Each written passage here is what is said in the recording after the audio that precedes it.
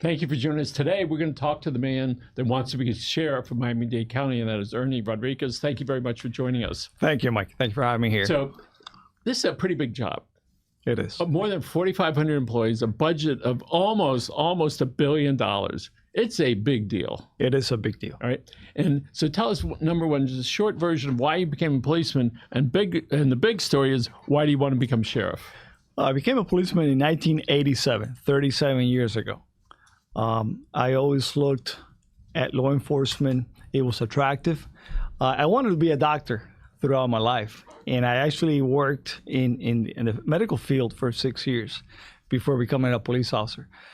But there was always a dream of giving back. I wasn't born in this nation. I came here when I was 16 years of age. And the military and the police were something very negative. Very negative, and because they were repressive. And my dad, I also looked at the Air Force. And my dad, anything that had to do with a uniform, it was a very negative thing. But I always looked at, what if I could serve this great nation and give something back by being part of the government? And law enforcement was very attractive. So in 1987, after working in the south end of the county, picking avocados for $10 a day. In the field. How old were you then? I was 16. So they were 16 years old picking avocados. Tough job. Out in the sun, but it wasn't a big deal for you. It wasn't. We did whatever needed to be done. My mom was a cook at a junior high. My dad would go to sleep every day at 2 o'clock in the morning, get up at 5-7 days a week. And my siblings, I have a brother and 2 sisters. We did what needed to be done. As simple as that. Then I worked also at the Old Palaca and Hialeah flea markets. And I was moving on up. I was making $15 a day, not an hour, a day. And we thought it was great. So everybody contributed to the house. What years were you at the Old Palaca flea market? 79, 80, and then up to 81, I think. And I was doing that. And I was also doing the working at the farm down south, picking the avocados and taking care of the animals and whatnot. So you come from humble beginnings, and you said, I want to become a policeman. I want to help people. I do. I worked also as a phlebotomist. By now, my uncle, who had defected in 1963 and has served the United States Army and retired as a major, was the chief of staff of back then American Hospital, which is today Kendall Regional Medical Hospital. So I worked as a phlebotomist, the night vampire, for almost 6 years. And then I joined the police department in 1987. You want to take it, baby? I'm good at it. I'm still good at it. I'm very good at it. It's a sense of helping folks. I was very proud of wearing, still am, a uniform that represented the United States of America at any level. So there you are in the health arena, where people welcomed you for the most part until they got stuck. But they wanted you to be there so they could get better. Yes. And so you go from that to, a lot of people don't want to see the police because something might happen. Yeah, psychologically, that's why everybody loves a fireman and policemen. We're always there. In most part, something negative is happening. So unconsciously, are you either getting a citation, or you're in the middle of a burglary, or getting robbed, or a homicide, or a domestic violence, something negative. So unconsciously, people relate that negative event to a police officer. But there's also a positive side of it. So we have, if you're speeding, I'm going to get a ticket. But if I'm home and somebody's breaking into my house, I'm calling them. Exactly. The same guy. Exactly. I'm calling. It's the same guy. It's not the police officer switching hats. It's us looking at how we look at law enforcement. And being a psychologist. We go to so many calls for service where you mediate with family members. So you become, I know it all. and those are tough calls, domestic calls. Those are very tough calls. Because you have a husband and wife or family, they're mad at each other, but they love each other, they don't know quite what to do. Yeah. And so we see the TV shows, well, can you go that way and you go that way? Yeah, sure, okay. And they go that way for a couple hours. TV is real life. Yeah. So what specific things do you think you would like to get done should you become sheriff, all right? And you say, here's some things that we really need to work on to make this a better town. This is a tough job.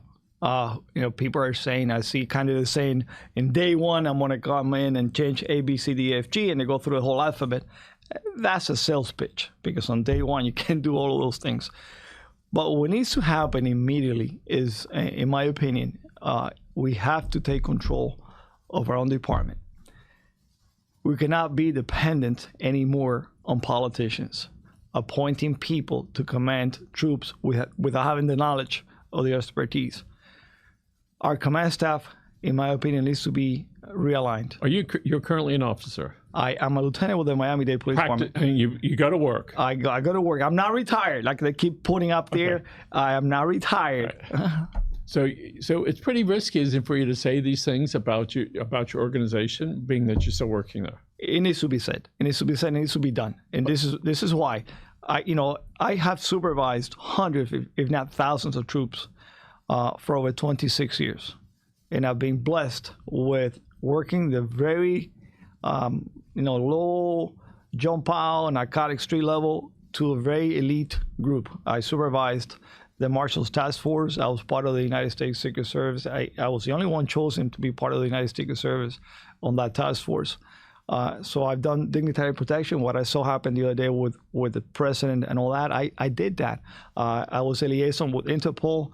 I was a monitor for the HIDA or DEA. It's a specialty group that do wiretappings. I've done a lot. And then in investigative units, I've done a whole array of things. Hold on one sec. Can you would you put up his website so people can find out about you? They can go there. Yeah. So, but let's talk about police accountability, because that's sort of what you're saying. They need to be responsible to the department and to the people of Miami-Dade County. Absolutely. And it has to be really transparent so we all feel good about it. Right. The other thing that that needs to be changed immediately is the hiring process. We cannot afford. The citizens of Miami-Dade County cannot afford. We have Mike Carricardo, who's joined us. Just joined us. Hi, thanks for the invitation, Mike. Right.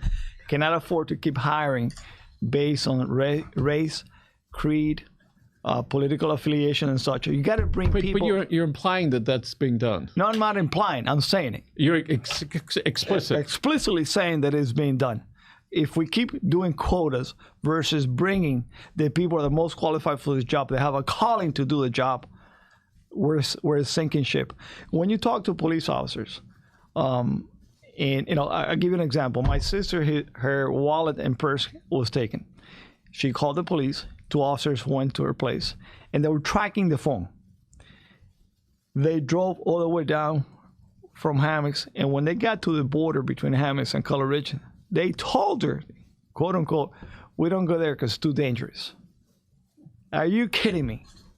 And you hear those things, and it sounds fictitious. It sounds like a joke. But the problem is, it isn't a joke. And officers that have, or people that have the ability and the calling to be police officers are being driven away from this field because they don't see the protection first from the politicians, police officers, and what is going on.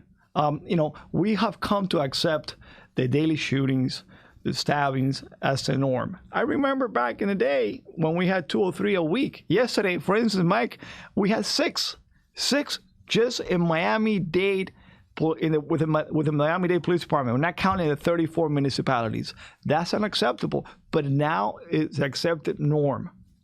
That has to change. The way we treat the public. But in the past 10, 15, 20 years, so many of us have just been desensitized to it. And that is shameful. Yes. That is shameful. The other night, now I'm in the campaign, obviously, and people call me for all kinds of things. And a gentleman, a farmer, I'm assigned to the Agricultural and Environmental Crime section now, calls me and says, "I got pulled over by a young officer." And I asked him, "Why did you pull me over?" The response was, "Because I can." That is unacceptable. That is unacceptable. It's just lack of education, lack of everything. That starts at home. And that's why you got to scream the candidates. Look what happened up there where in other state where a domestic call, not domestic, a person that had mental issues called the police for assistance.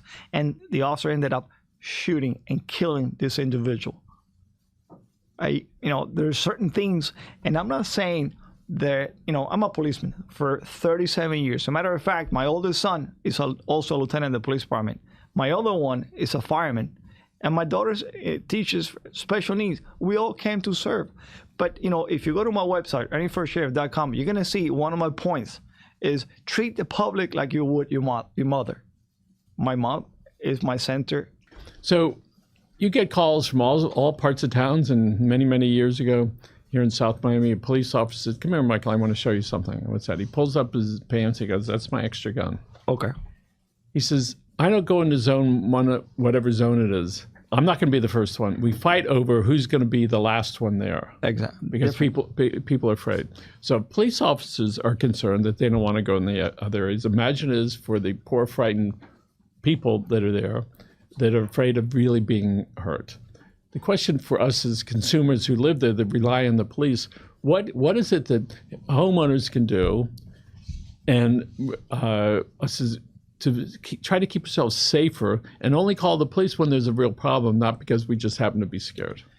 Look, we're almost 3 million inhabitants in Miami-Dade County. The population is going to keep on growing. And we have traffic issues. We have burglary issues. We have to do a better job at communicating with the public. Technology is here, and that is great. But until we fix the hiring process, we have those individuals that really have the calling. I used to work also community policing, which is called now. So you brought that up a couple times. Yes. So it must be bigger than what It is. It must be bigger than what I'm sort of is. hearing. It is. It is. When you got people that have no business being policemen or police officers in general, there's an issue. There's an issue. And that translates into every other dilemma or problem that we're having. You can have all the technology you want. Brand new cars, we welcome them, budget and all that.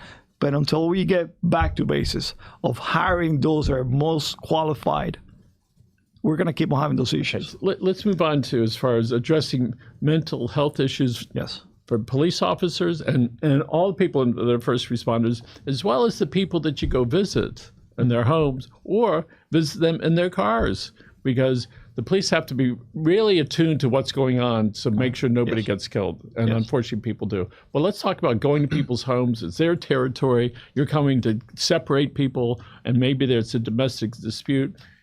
You don't know whether they have guns, and we know that you do.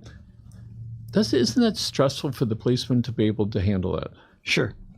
But again, I'm going back to the same thing. When you do training with people that are in tune with it, you go by the numbers. You don't stand behind a door. You listen. You lower your window when you get into a call so you can hear noises versus the AC up and going in circles a couple of times. Mental health is a big issue that we got to deal with every single day. How about we do, instead of taking, which has happened today, by the way, a bunch of officers off the road who have no additional training, then you give them a little bit of training and put them back as quote unquote experts. How about if we hire more professionals, more clinicians? We have an excellent group of clinicians. You're talking about on the health end, not as police officers, but no, as no. In our department, we have a psychological unit that are officers. Tens are officers. No, they also respond and help when need be civilians. And there's things that they can do. How about if we hire more clinicians, even if they're on call, like you were a doctor, and those officers, they're coming through the academy. I know it's a strange idea. Give them the 2 or 3 or 4 additional weeks of training, intense training, so everybody has the same training, much like in the old days when we did DUIs. Well, now, if you don't have a quote-unquote expert on reading your eyes and such, there are a lot of times that they don't do the DUI because that person is not available. When I came through, everybody got the same training. And everybody, some people like to do DUI more than others. I did. I led the platoon in DUIs. But everybody had the same training and the same ability and capability of doing it. How about if we do the same thing with mental health for the officers coming in?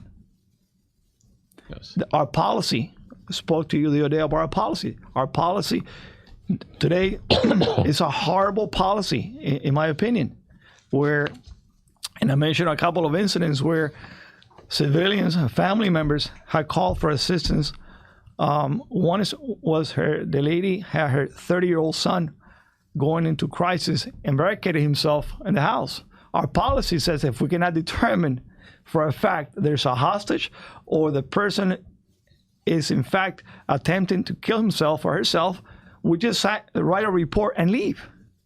That's unacceptable. And the mom pleaded with the officers, and the officers told them, look, ma'am, our policy is to do this, and they left. Well, the following day, that gentleman killed himself. He committed suicide. Now, 2 days later, the same scenario happened in Color Ridge, in South District. Same thing. So what percentage of these domestic calls, even when traffic stops, are somehow involved in the drug problem that we have anywhere throughout the country? There's a huge drug problem. It's not gone away. The methodology of distribution, all that has improved because technology has improved. But we have to start at the beginning with young children at the school level. The officer-friendly program. Yeah, we have a bureau, a section that does that, but it's not the same as having those mentors, police officers. The officer-friendly, they see them every day, assigned to certain groups with their teachers. They can go. The kids can tell them what's going on. People want to know, how can you and the other candidates running figure out how to manage 4,500 plus officers and a gigantic budget? Put in perspective, it's almost $1 billion. The budget for the county will be $12 or $13 billion. So this is before any other departments join in underneath. And most likely, correction is that's going to happen. Most likely. This is a huge part of Dade County government. It is. How do you have the experience to be able to do that? Allocate budget. I have done correctly. I have done it. I've done budget. I've done. Yeah, you say it is not the same. It's math. But one person alone cannot do it. I don't care who it is.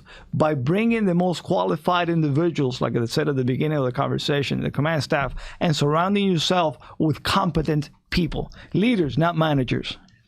So how long has this misemployment been happening? That you referenced 4 or 5 times. 4 years. How many? No, 4 years now. It's not. This didn't happen overnight. This has been happening for a while. There's an officer in the Hammonds district.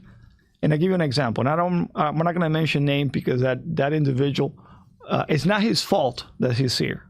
When you do a screening process, you do it for a very simple reason, to pick the most qualified individuals, or you should be doing it for that. This individual clearly failed the academy, but the trainers were told, recycle him, recycle him, recycle him. He goes to hammocks. Because at the end of the day, they got tired of the command staff telling him to recycle. This guy said, here it is, passing grade. He goes to hammocks. Same thing happens. The field training officer telling the command staff, he doesn't have it. He doesn't have it. He might be a great physician, a great astronaut. He's not police officer material. They passed him. He just went to qualifications. He couldn't even shoot. They sent him home. So let's talk about from a retail consumer resident. So we are concerned about like crime on my family, on me, physical harm, people breaking into my home, killing my dogs, robbing us, things like that. And that is what most people are sort of concerned with.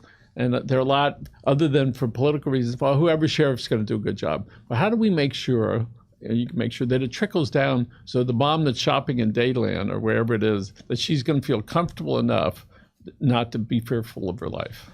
Empower, again, your supervisors, the field commanders. No sheriff or director knows everything.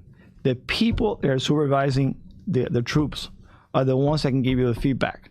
It is your job or my job to sit down with those individuals and listen to them and learn from them what is going on a daily basis. Not sitting in an office, very sterile, and assigning folks to command level positions. They have no clue and never worked any of those units. You empower the sergeant, you empower the middle management and tell them this is yours and this is what needs to be done. And if it doesn't work, you get rid of them. Okay. In your estimation, is the department diverse enough?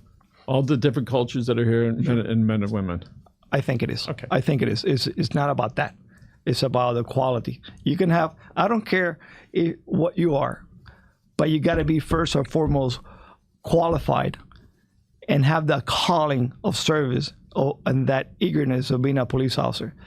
You have officers that are afraid of going to calls. And those are the officers. And I'm not blaming everybody that spend the entire day giving tickets because they avoid the calls. You know, when I see a policeman, I always look at him in a friendly way, except for if I'm speeding. And I'm going, okay, that's the difference, friend or foe. And everybody's asking that whenever they see the policeman, friend or foe.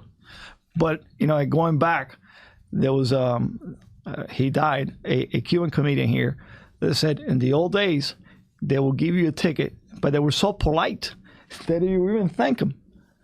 Now, you don't, you know, there's a time and a place to be loud, because if I tell a criminal who's breaking into a house, please come out the window, I don't think he's going to come out. He's going to give me the finger and go the other way or take a shot at me. We have about 4 minutes left, but one of the things that we all retail consumers of police service is what do we need to do so that, number one, that we feel better about the police? When does that need to start so the little kids look at it as officer friendly rather than somebody's going to come arrest my mom or my dad or going to bother us?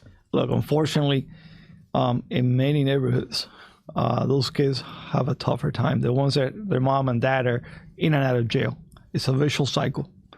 That has to be broken to give them an opportunity to really succeed in life. What is it the police can do to where it is in the activity, it's crime reduction stuff? You guys are going to go out and you're going to do this, whether it's a speed trap that I know works for a few months, all right? What are some other things that the police department can do so that we as consumers, when we see it, we're going, at least they're doing something?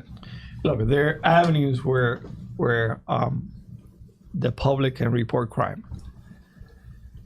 And I tell police officers all the time, perception is reality. For instance, if you're at the scene of a homicide, we have a very dark sense of humor, and that's a coping mechanism.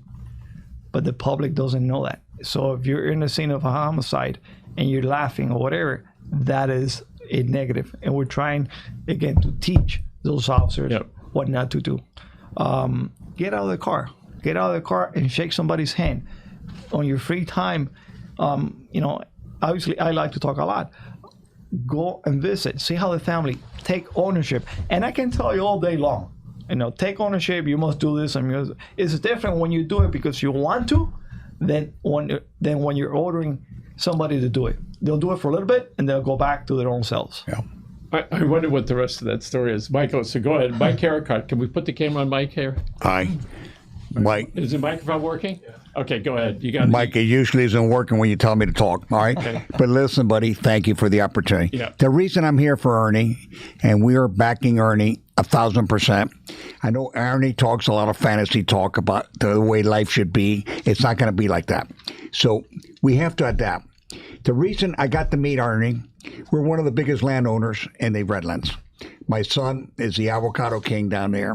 He does Walmart. He does a lot of things. So most of the avocados and mangoes that come out ahead. All right. And Ernie single-handedly, I know he's got a team, stopped a lot of the avocado stealing. These people can go in your groves and take 10% of everything you got. So in other words, in a good night, in my son's grove, one night they did $500,000 of crops.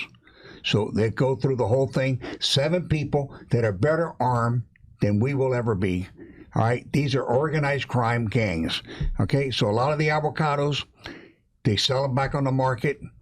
Okay. If it's $2 a pound, they'll get $2 a pound when they're using. Mamey is the most stolen fruit in Florida. Yep. All right. And Mamey goes for $4.44 a pound. Okay. They'll take them, they'll pick them, and they sell them for maybe $2. So that guy has a lot of time to be profit. Ernie, single-handedly, I've been out there with him at night. The helicopters come in. Ernie beats every helicopter out there, his people. Devotion is incredible. Ernie has risked his life for the farmers of Miami. Okay, Dade County. Dade County is a billion-dollar industry. We talk about tourism, but it's agriculture. Agriculture, all right? Agriculture is a billion-dollar business in just Dade County, all right? And Broward is probably a $4 billion business. So we forget that Florida is the agricultural capital, all right? So Ernie has done a lot of job on that. And Look, I'm part of the Redlands, and thank you, Mike. Agriculture community is well underserved. I've been asking for 10 officers for the last 3 years. That equates to 2.5. You can split them, officers. And it's actually, we do the almost $2 billion a year with 70,000 acres, whereas Palm Beach does 1.5 with 440,000 acres. Let's talk about, you caught these guys. When was that? My team. Your team did. Yeah. Okay. When was that? Oh, we caught them every month. Yeah, but in April in particular, we identified. How do you know that they're there?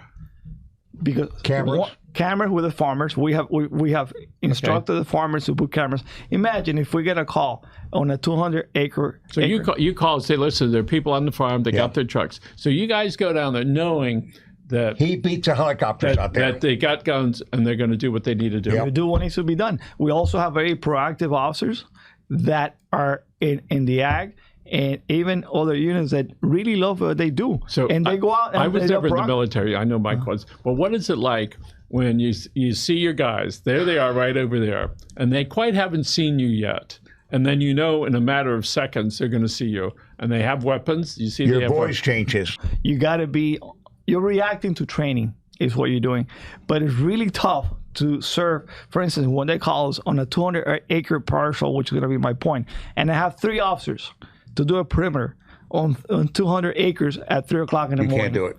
It's really, really tough. So we did a lot of work identifying the ringleader, the number 1, 2, or 3, and deported this individual in May back to Cuba. He was here less than 2 years. Oh, so inquiring mind want to know, do you ever chase him down?